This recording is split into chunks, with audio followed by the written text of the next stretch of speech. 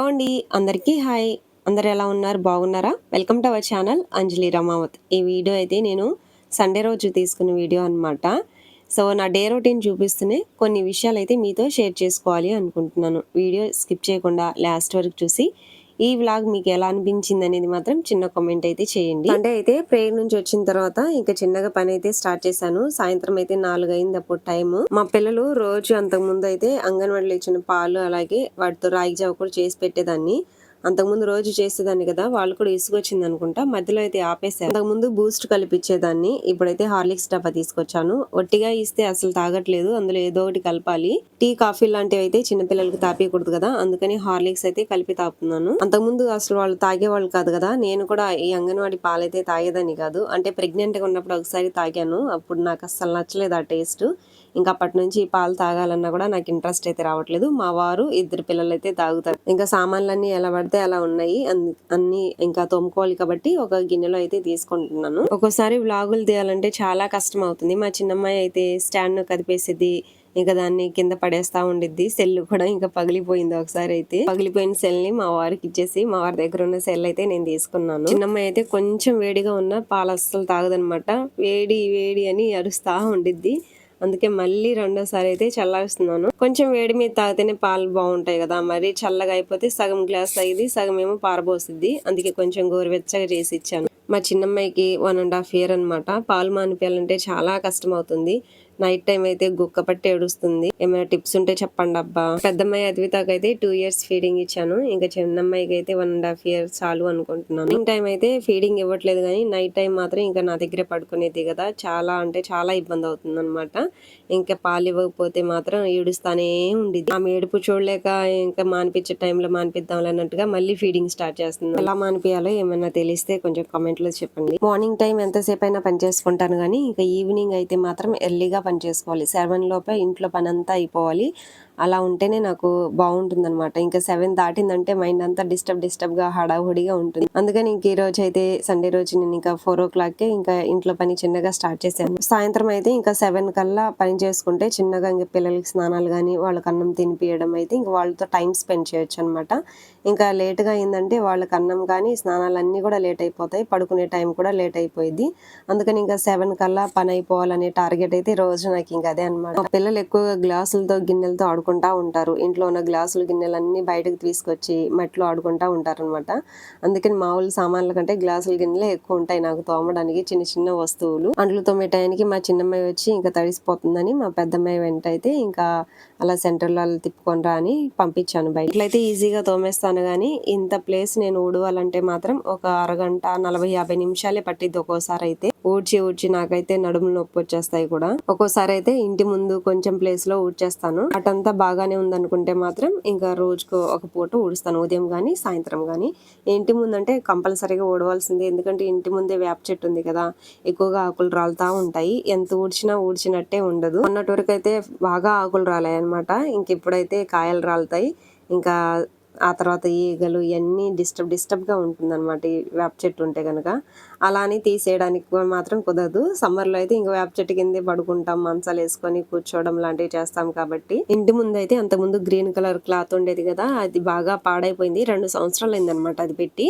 ఇంకా అది చినిగిపోయింది, బాగోట్లేదు అనేసి అది తీసేసి మామూలుగా తడికలాగా అయితే కట్టుకుంటున్నాం. వారికి హెల్త్ బాగోపోయినా ఫీవర్ ఉన్నా కూడా ఇంకా వెళ్ళి ఇవన్నీ కోసుకొచ్చారనమాట. సమ్మర్ వస్తే ఇంకా నైట్ టైం ఏప్రిల్ మే నెలలో అయితే బయట పడుకుంటాం కదా, ఇంకా రోడ్డుకి మా ఇంటికి అయితే పెద్ద డిస్టెన్స్ ఏముండదు. ఇక బయట ఓపెన్ ప్లేస్ లో పడుకున్నట్టే ఉండిద్ది. అందుకని ఇంకా వెంటనే అన్ని తీసేసి తీసుకొచ్చి తడికిలాగా అయితే అల్లుతున్నారు. మమ్మల్ని చూసి ఇంకా నవ్వుతున్నారు అబ్బా మా వీధిలో వాళ్ళు, పక్కన వాళ్ళు. ఎందుకంటే ఇంకా ఈ కాలంలో ఎవరు కలుతున్నారు ఈ తడిక లాంటివి, ప్రహరీ గోడ కట్టించుకోవచ్చు కదా అంటారు. ఉన్నదే మనకి పూరిల్లు, మళ్ళీ దానికి ప్రహరీ గోడ అంటే ఏం బాగుంటుంది. ఆ గోడకయ్యే ఖర్చులతో ఇల్లు కూడా కట్టుకోవచ్చు కదా. అయినా పూరిళ్ళకైతే ప్రహరీ గోడ లుక్ ఏం బాగోదు కదా, అందుకని తడికలాగా అల్లుతున్నారు. మా ప్లేస్ కాకుండా రోజు ఇంటి ముందు ఉన్న రోడ్ అంతా కూడా ఊడవలసిందే. ఇంతకు ముందు ఆ ఇల్లు ఉంది కదా, రేకుల ఇల్లు, అది మీదా అని అడుగుతున్నారు. రేకుల ఇల్లు అయితే మాది కాదు, అది వేరే వాళ్ళది. అందులో ఒక తాత ఒక్కడే ఒంటరిగా ఉండేవాడు పెట్టేవాడు అనమాట. అంటే ఇద్దరు కూతుర్లు ఉన్నారు గానీ వాళ్ళు వేరే హైదరాబాద్ లో ఉండేవాడు. మా తాతని ఇంకా తీసుకెళ్లారు గానీ ఆయన సిటీలో ఉండడం ఆయనకు అస్సలు నచ్చలేదంట. అసలు ఒకే చోట కూర్చోవడం, ఒకే గదిలో ఉండడం ఆయనకి ఇంకా నచ్చక మళ్ళీ ఈ ఇంటికే వచ్చేసాడు.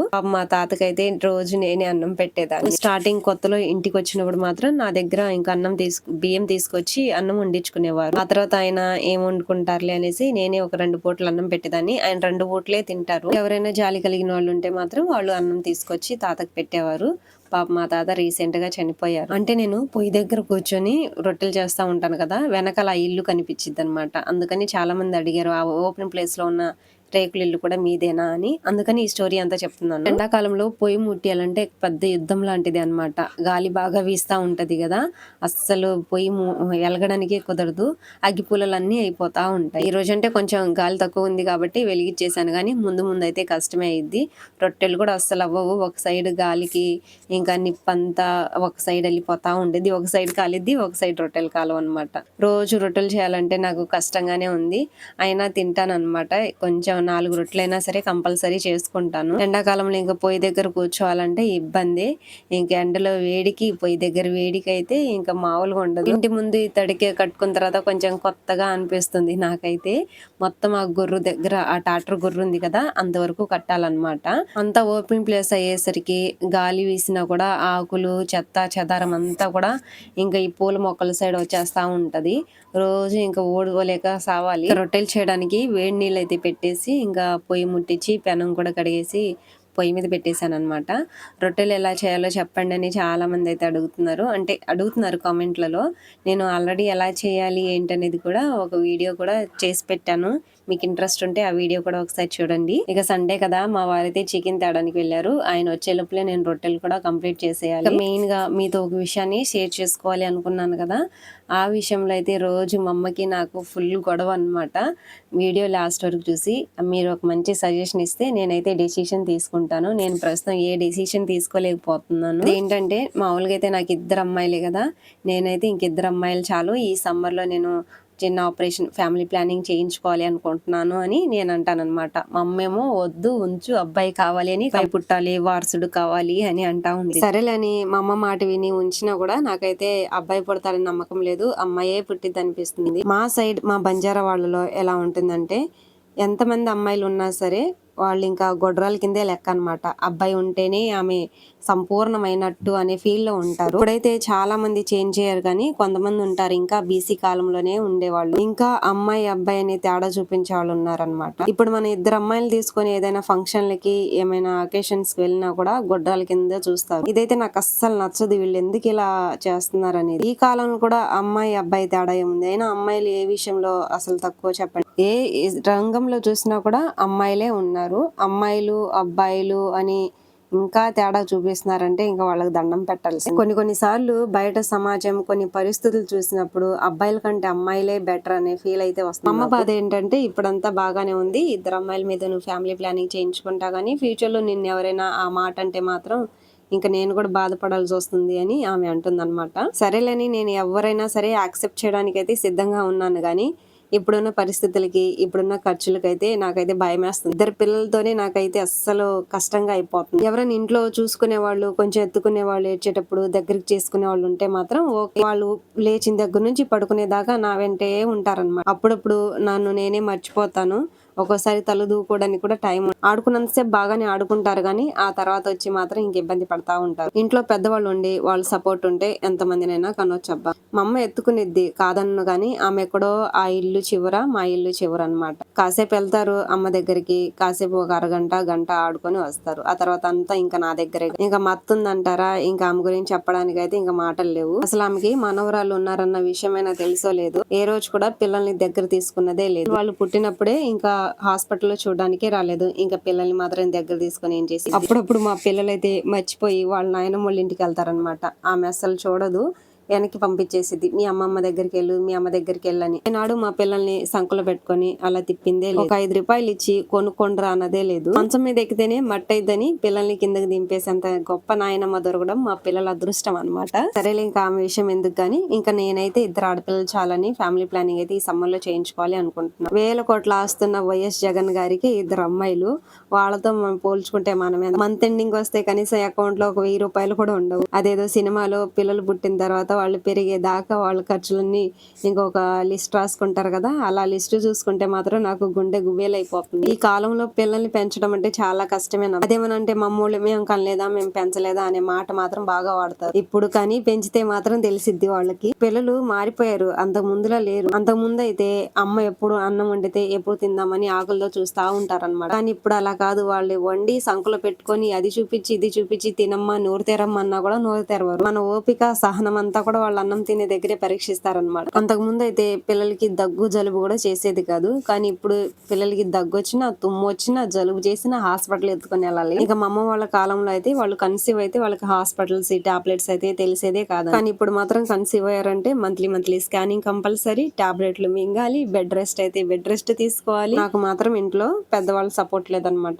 పిల్లల్ని ఎత్తుకోవడం. అమ్మ ఎత్తుకునేది కానీ ఆమెకు కూడా షుగర్ అనమాట, షుగర్ పేషెంట్. మళ్ళీ వాళ్ళకున్న గేదెల పనులతో పొలం పనులతోనే సరిపోయింది అనమాట. పెద్దమ్మాయి పుట్టినప్పుడు నాకు అంత పెద్ద కష్టం అనిపించలేదు కానీ మా చిన్నమ్మాయి ఆద్య పుట్టినప్పుడు మాత్రం 3 నెలలు అసలు నైట్ నిద్రపోయేదే. 3 నెలలు నైట్ నిద్ర లేకపోయేసరికి నేనైతే ఒక పేషెంట్ లాగా అయిపోయాను. నిద్ర లేకపోతే కోపం, డిప్రెషన్, యాంగ్జైటీ ఏవేవో వచ్చేది. ఇంకా పిచ్చి పిచ్చి ఆలోచనలు కూడా వచ్చాయి. అవన్నీ తలుచుకుంటుంటే ఇప్పుడు నాకు ఇంకొక ప్రెగ్నెన్సీ అంటే మాత్రం భయం వేస్తుంది. నేను మా వారైతే ఇంక ఈ సమ్మర్ లో నాకు ఫ్యామిలీ ప్లానింగ్ చేయించుకోవాలని డిసైడ్ అయిపోయాం. కానీ మా అమ్మ మాత్రం బాగా ప్రెషర్ పెడుతుంది, ఉంచు ఉంచు. ఏం చేయాలో అసలు అర్థం కావట్లేదు. ఒక్కోసారి ఏమో ఉంచుకుందాం అనిపిస్తుంది, ఒక్కోసారేమో ఎందుకులే ఇద్దరు చాలే అని. మీరు ఒక మంచి సజెషన్ ఇస్తే మాత్రం నేను ఒక డెసిషన్ కి అయితే వచ్చేస్తాను. మీ సజెషన్ ఎందుకు తీసుకుంటున్నానంటే మనమంతా కూడా ఒక ఫ్యామిలీ మెంబర్ కదా. మీ సజెషన్ మాత్రం నాకు చాలా ఇంపార్టెంట్. ఈ విషయంలోనే నాకు రోజు మా అమ్మతో వాదన అనమాట. ఏది తేల్చలేకపోతున్నాను. టైం అయితే ఇంకా దగ్గర పడింది, ఇంకా 2 నెలలే ఉంది. ఈ సమ్మర్ లో చేయించుకుంటే కొంచెం ఈజీగా ఉంటుంది అనేసి. ఆ తర్వాత ఇంకా పిల్లలకి స్కూల్స్ అని, ఇంక ఇంట్లో పని, పొలం పనులతోనే సరిపోయింది. ఇంకా ముందు అయితే అస్సలు కుదరదు కాబట్టి ఈ 2 నెలల్లోనే ఏదో ఒకటి నిర్ణయించుకోవాలి. రోజు ఇదే ఆలోచన వస్తుంది అనమాట. మైండ్ అంతా డిస్టర్బ్ గా ఉంటుంది. ఏదో ఒక దీనికి ఫుల్ స్టాప్ పడితే గానీ ఇంకా నాకు కూడా ప్రశాంతంగా ఉండదు. ఈవినింగ్ అయితే మా వారు వచ్చేసరికి 6:30 అయింది. అప్పటికే పిల్లలు ఆకలితో ఇంకా ఆడుకుంటా ఉన్నారు. మా అమ్మాయి చిన్నమ్మాయి ఆద్య అయితే కవర్ పట్టుకొచ్చి త్వరగా ఉండు అని చూపిస్తుంది. మా వారు వచ్చే లోపల టమాటాలు, ఉల్లిగడ్డలు, ఈ అల్లం వెల్లుల్లి పేస్ట్ అయినా రెడీ చేసుకుందామంటే అవి లేవన్నమాట. అవి కూడా తెప్పించాను. ఇంకా కూరగాయలు, చికెన్ అవన్నీ తెచ్చుకొని వచ్చేసరికి ఆయనకు గంట టైం పట్టింది. ఎర్లీగా వెళ్ళమని చెప్పాను గానీ ఆయన ఏమో ఈ తడికి లాంటి పని చేస్తున్నారు కదా, కొంచెం లేట్ గా వెళ్ళారు. 5:30 ఆ టయానికి వెళ్ళారు. మేమైతే 6 కిలోమీటర్స్ లోపలికి వెళ్ళాలన్నమాట. ఏ వస్తువు కొనాలన్నా, ఇంకా పెద్ద పెద్ద సరుకులు కావాలన్నా కూడా ఇంకా లాంగే వెళ్ళాలి. పైగా రోడ్లు కూడా సరిగ్గా ఉండవు, అందుకని లేట్ అయిపోతా ఉండేది. మామూలుగా తారు రోడ్లు అనుకో బర్రును వెళ్ళి బర్రును వచ్చేయచ్చు. కానీ మాకైతే అంత మట్టి రోడ్లే కదా, కొంచెం గతుకులుగా ఉండేది. చిన్నగా వచ్చేసరికి ఈ టైం అయింది. ఇంకా మా వారు వచ్చే లోపలే నేను పిల్లలకి స్నానాలు కూడా చేపించి రెడీగా ఉంచాను. కాసేపు వాళ్ళు ఆడుకునే లోపలుగా చికెన్ అంతా కూడా, అన్నం కూడా రెడీ అయిపోయింది. ఇంకా మా పిల్లలకి తినిపిస్తున్నాను అనమాట. మా పిల్లలు ఏంటంటే చికెన్, మటన్, ఫిష్ లాంటివి ఎక్కువగా తింటారు. మా చిన్నమ్మాయి అయితే రోజు పెట్టినా కూడా కాదనదు. కానీ చిన్న పిల్లలకి, పైగా ఆడపిల్లలకైతే చికెన్ తినిపించడం అంత మంచిది కాదంటారు కదా. కోళ్ళకి అవేవో ఇంజక్షన్లు ఇచ్చి అవి త్వరగా గ్రోత్ అవ్వాలని ఇస్తారు కదా. ఆడపిల్లలకైతే చికెన్ కొంచెం తక్కువే తినిపియాలని నేను ఒక న్యూస్ లో అయితే చూశాను. కానీ మా ఇంట్లో ఉన్న 2 ఆడపిల్లలు మాత్రం చికెనే ఎక్కువ తింటారు. అయినా మేము ఎక్కువ తీసుకురాము. వీక్లీ వన్స్ అంటే అది సండే కంపల్సరీగా తీసుకొస్తాము. మధ్యలో మాత్రం ఎప్పుడైనా గుర్తొచ్చినప్పుడు తీసుకొస్తాం. కానీ దానికి ఒకసారి కూడా తినకపోతే బాగోదు కదా. పిల్లలకి అన్నంతో పాటు చికెన్ ముక్కలు వేస్తే చికెన్ ముక్కల్ని తినేశారు, అన్నం మాత్రం తినకుండా ఆడుకుంటున్నారు. మా అమ్మ అయితే లేదనమాట, ఊరెళ్ళింది.